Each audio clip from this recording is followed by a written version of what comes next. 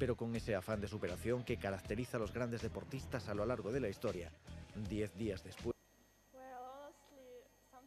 Bueno, en algunas ocasiones es muy difícil pensar que he conseguido todas esas cosas, que he conseguido tantísimas cosas en este mundo a la edad de 27 años. Y cuando veo el vídeo es difícil reconocerme a mí misma. Siempre me pregunto o digo, mira qué suerte tengo. Se llama Nuria. ¿Y tu nombre? Javier. No, eso es la sorpresa, eso es de la surprise.